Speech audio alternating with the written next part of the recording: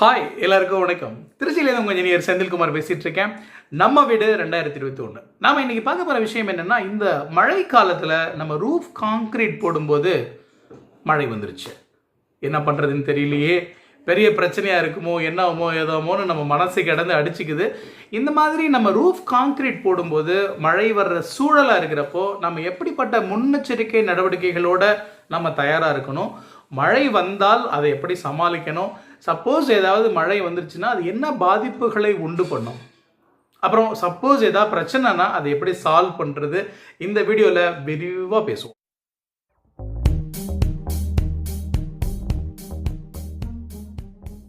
டெக்னிக்கலாக சொல்லும்போது காங்க்ரீட்டை வந்து என்னன்னு சொல்கிறாங்க, வாட்டர் இம்பர்மியபிள் ஸ்ட்ரக்சர் அப்படிங்கிறாங்க. தண்ணியே தனக்குள்ளே கடத்த விடாத பொருள் தான் காங்க்ரீட். அப்படி காங்கிரீட்டை உருவாக்கணும், அது ரொம்ப ரொம்ப அடிப்படையான விஷயம். ஆனால் நம்ம காங்கிரீட் போட்டு முடிச்சதுக்கப்புறம் சாதாரணமாக மேலே வந்து க்யூரிங்காக தண்ணி தேக்கி வைக்கும்போது கீழே எங்கேயாவது ஒரு சொட்டு 2 சொட்டு தண்ணி வந்தாலே நமக்கு அப்படியே மனசே உடஞ்சி போயிடுது, ஐயோ இப்படி ஆயிடுச்சேன்னு சொல்லிட்டு.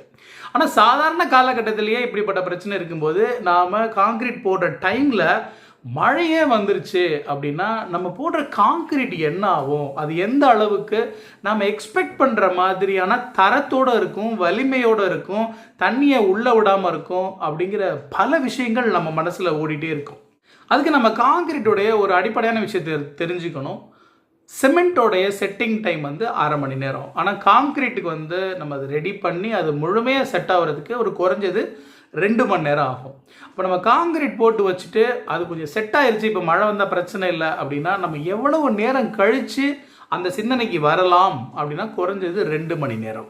அப்போது நம்ம காங்கிரீட் போட்டுக்கிட்டு இருக்கும்போதே மழை வந்தால் பிரச்சனை, காங்கிரீட் போட்டுட்டு 2 மணி நேரத்துக்கு உள்ள மழை வராமல் இருக்குது அப்படின்னா நம்ம தப்பிச்சிட்டோம் அப்படின்னு அர்த்தம். இன்கேஸ் வந்துருச்சு என்ன பண்ணலாம் அப்படின்னா, நம்ம காங்க்ரீட் போடுறதுக்கு முன்னாடி நம்மளுடைய எவ்வளவோ நம்ம ரூஃப் எவ்வளோ அளவு போட போகிறோமோ அந்த அளவுக்கு ஒரு தார்பாலின் அட்லீஸ்ட் நம்மக்கிட்ட வேணும். அது இருந்தால் நம்ம அந்த இடத்த வந்து ஃபுல்லாக கவர் பண்ணி ப்ரொடெக்ட் பண்ணிக்கலாம். இது ரொம்ப ரொம்ப அடிப்படையான விஷயம். இப்போ நம்ம காங்க்ரீட் போட்டுட்டு இருக்கும்போதே மழை வந்துருச்சுன்னா அந்த இடத்த க்ளோஸ் பண்ணி வச்சுட்டு வெயிட் பண்ணலாம். மழை வந்து ஸ்லைட் ஆனதுக்கப்புறம் குறைஞ்சதுக்கப்புறமா நம்ம திரும்ப வேலையை ஆரம்பிக்கலாம். இந்த இடத்துல நான் ஒரு சின்ன ஆலோசனை சொல்கிறேன்.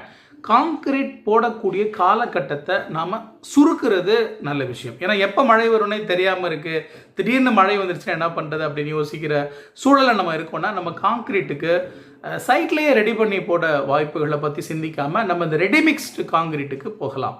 இப்போ சைட்டில் நம்ம காங்க்ரீட் போடுறோன்னா காலையில் ஆரம்பித்து சாயந்தரம் வரைக்கும் போட்டுகிட்டே இருப்போம்.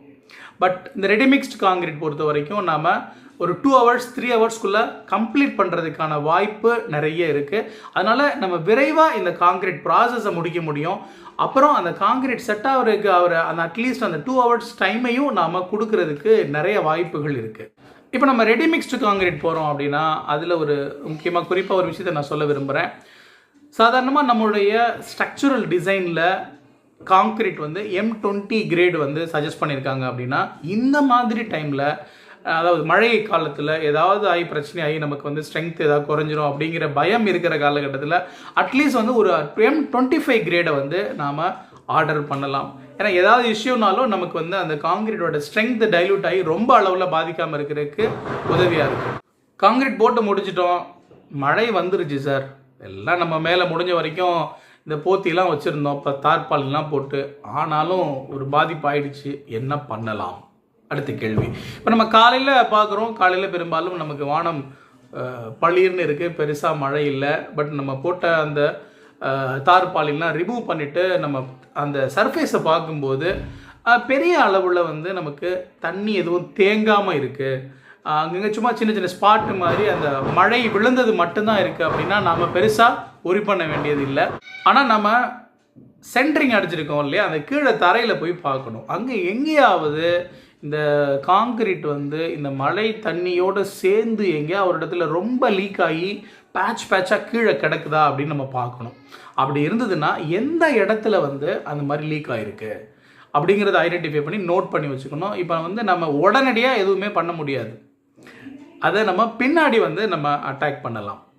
இந்த மழை ரொம்ப பெஞ்சா இந்த சர்ஃபேஸை, காங்கிரீட் சர்ஃபேஸை என்ன பண்ணும் அப்படி ஒரு கேள்வி வச்சுக்கிட்டோம் அப்படின்னா, ஒஸ்ட் கேஸில் என்ன பண்ணலாம் அப்படின்னா, தண்ணி வந்து மேலே இருந்து அது செட் ஆகிறதுக்கு முன்னாடியே தண்ணிலாம் பட்டு டாப் சர்ஃபேஸ் காங்க்ரீட் வந்து ஒரு 4.5 அங்குலம் இல்லை 5 அங்குலம் போகிறோம்னா டாப்பில் கிட்டத்தட்ட 1 அங்குலம் வரைக்கும் அந்த இடத்தையே வந்து நல்லா அந்த ஸ்ட்ரென்த் இல்லாமல் அரித்து நம்ம காங்கிரீட்லாம் வேலையெல்லாம் முடித்து மேலே சும்மா கலவை போடும்போது நம்ம கலவை போட்டுட்டு அதை அப்படியே பெருக்கும்போது எடுக்கும்போது அந்த சர்ஃபேஸ் டாப் சர்ஃபேஸும் எடுத்துகிட்டு வரதுக்கான வாய்ப்பு இருக்குது. அப்போது இப்போ பெரும்பாலான நண்பர்கள் என்ன பண்ணுறாங்க, இது மாதிரி நம்ம காங்கிரீட் போட்டு முடிச்சிட்டோம், அங்கே தண்ணி வந்துருச்சு, மேலே அங்கங்கே லீக் இருக்குது, என்ன பண்ணலாம் அப்படின்னா நம்ம சிமெண்ட்டு பாலை கரைச்சி மேலே ஊற்றி விடலாம், அங்கங்கே ஓரளவு செட் ஆகிக்கும் அப்படின்னா சிமெண்ட் பாலை கரைச்சி ஊற்றலாம். பட் வந்து அது டைரெக்டாக வந்து ஒரு வீக்கான ஒரு சர்ஃபேஸ்க்கு மேலே இதை ஊற்றுறதுனால பெருசாக பயன் இல்லை அப்படிங்கிறதா உண்மை. நம்ம என்ன பண்ணலாம் அப்படின்னா, டெக்னிக்கலாக என்ன பண்ணலான்னா, இதுக்குன்னு தனியாக சில கெமிக்கல்ஸ் அவைலபிளாக இருக்குது. உங்கள் இன்ஜினியர்ஸ்ட்டை டிஸ்கஸ் பண்ணுங்கள், வாட்டர் ப்ரூஃப் ஏஜென்சிஸ் கிட்டே டிஸ்கஸ் பண்ணுங்கள். டெஃபினட்டாக சூழ்நிலையை பார்த்து அதுக்கு தகுந்த ஒரு விஷயத்தை அவங்க சஜஸ்ட் பண்ணுவாங்க. அந்த மாதிரியான ஒரு டெக்னிக்கலாக கிடைக்கக்கூடிய ஒரு கெமிக்கலை எடுத்துகிட்டு அதை இந்த சிமெண்ட் ஸ்லரிங்கிறது மணல் சிமெண்ட் கலந்த கலவை, 1:1 1:2 நம்ம கலந்து இந்த கெமிக்கலையும் கலந்துக்கிட்டு மேலே ஃபுல்லாக ஒரு கோட் மாதிரி அடிக்கணும். இப்போது காங்கிரீட்டுக்கு மேலே தண்ணி நிறுத்துறதுக்கு முன்னாடி அப்படி பண்ணோம்னா அந்த சர்ஃபேஸை நம்ம இன்னும் கொஞ்சம் ப்ரொடெக்ட் பண்ணுறதுக்கான வாய்ப்பு இருக்குது. அப்படி பண்ணிவிட்டு அதுக்கப்புறமா நம்ம வந்து க்யூரிங் பண்ணலாம். நிலைமை ரொம்ப மோசமாயிருச்சுங்க, தண்ணி நிறுத்தி பார்த்தோம்னா எங்கே பார்த்தாலும் நீர் கீழே வந்து ஒழுகிட்டே இருக்குது, என்ன தான் பண்ணுறது அப்படின்னா ஃபைனலாக நம்ம பண்ணுறதுக்கான ஒரே வாய்ப்பு கிரவுட்டிங் தான். இன்ஜெக்ட் கிரவுட்டிங் சொல்லுவாங்க. நம்ம இந்த கெமிக்கல் ப்ளஸ் சிமெண்ட் ஸ்லரி இதெல்லாம் வந்து ஒரு கலவையை எடுத்துக்கிட்டு அங்கங்கே ஸ்பாட்டில் ஹோல் பண்ணி எங்கெங்கெல்லாம் லீக் இருக்கோ அந்தந்த இடத்துலலாம் இந்த கெமிக்கலை அப்ளை பண்ணணும். இன்ஜெக்ட் கிரவுட்டிங்னா ஒன்றும் இல்லை, அந்த காங்கிரீட் சர்ஃபேஸில் முழுமையாக காங்கிரீட் காம்பேக்ட் ஆகாமல் நடுவில் கேப் இருக்குது. அதனால மேலே தண்ணி நிறுத்தும் போது அது வழியாக வந்து கீழே வந்து ஊற்றுது. இப்போ என்ன பண்ணணும், அது தண்ணி வர்ற வழியெல்லாம் நம்ம அடைக்கணும். அந்த வேலையை தான் பண்ணணும். அதுதான் கிரவுட்டிங் அப்படின்னு சொல்கிறோம். வேறு ஒன்றும் இல்லை, மேலே வந்து எங்கேயாவது ஹோல் போட்டுட்டு அது ஒரு சின்ன பைப்புனா என்ன சொல்கிறது, இந்த வாட்டர் லெவல் பார்க்குறதுக்குலாம் வச்சுருப்பாங்க, அது மாதிரி பைப்பை மேலே வச்சு கட்டிடுவாங்க. அதில் வந்து டியூப்பில் வந்து ப்ரெஸ் பண்ணி இந்த கெமிக்கலை உள்ளே அனுப்புவாங்க. அதெல்லாம் உள்ளே போயிட்டு முழுக்க வந்து அந்த இடத்த வந்து ஃபில்லப் பண்ணும். இதுதான் வந்து கிரவுட்டிங்னு சொல்கிறது. இந்த கிரவுட்டிங் பண்ணுறதன் மூலமாக நம்ம வந்து அந்த காங்கிரீட் சர்ஃபேஸ்க்கு உள்ளே இருக்கக்கூடிய கேப்பெல்லாம் நம்ம ஃபில்லப் பண்ணுறோம். இப்போ சாதாரணமாக சர்ஃபேஸ் ரெடியாக இருக்குது, காங்கிரீட் போடுறதுக்கு கம்பி கட்டி நம்ம ஒழுங்காக காங்கிரீட்டை ரெடி பண்ணி ப்ராப்பராக போட்டு நல்லா தட்டி காம்பேக்ட் பண்ணி எந்த கேப் இல்லாமல் பண்ணிட்டோம் அப்படின்னா இந்த மாதிரியான கிரவுட்டிங் பண்ணுறதுக்கான தேவையில்லை. இல்லை அப்படின்னா இந்த மாதிரியான பிரச்சனைகளில் வரும். இப்போ இது வந்து நம்ம சாதாரணமாக இந்த மழைக்காலம் அப்படிங்கிறதுனால மட்டும் இல்லை, சாதாரணமாகவே காங்கிரீட் போடும்போது இந்த ப்ராப்பராக காம்பேக்ட் பண்ணலைன்னா இந்த பிரச்சனை வரும்.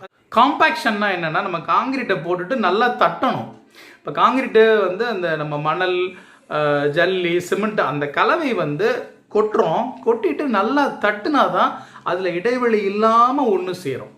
அப்படி காம்பேக்ஷன் சொல்கிறது. அந்த காம்பேக்ஷன் நம்ம ப்ராப்பராக பண்ணினோம் அப்படின்னா நடுவில் இடைவெளிகள் இல்லாமல் அது ஒன்று சேர்ந்து எதையுமே உள்ளே பாஸ் பண்ணாது. அப்படி நம்ம ப்ராப்பராக பண்ணலைன்னா பிரச்சனைகள் வரும். இது மழை காலத்தில் இந்த பிரச்சனைகள் பெருசாக இருக்கும். ஸோ இதையும் நம்ம மனசில் வச்சுக்கணும். மழை நேரத்தில் ரூஃப் காங்கிரீட் போடுறது தப்பா? கிடையவே கிடையாது. எப்போ பண்ணாலும் அதை சரிவர பண்ணணும். அந்த விஷயத்துக்கு தேவையான மாதிரியான முன்னெச்சரிக்கை நடவடிக்கைகளோடு நாம் ரெடியாக இருக்கணும். இன்கேஸ் ஏதாவது பிரச்சனை வந்தாலும் அதை எப்படி சால்வ் பண்ணணும் அப்படிங்கிற நாலேஜ் நமக்கு வேணும். இந்த விஷயங்கள் எல்லாம் இந்த வீடியோலேருந்து உங்களுக்கு கிடைச்சிருக்கும் நான் நம்புகிறேன். இந்த விஷயம் உங்கள் நண்பர்கள் யாருக்கா தேவைன்னா don't forget to send them this videos link. Then do support the channel by sharing and subscribing.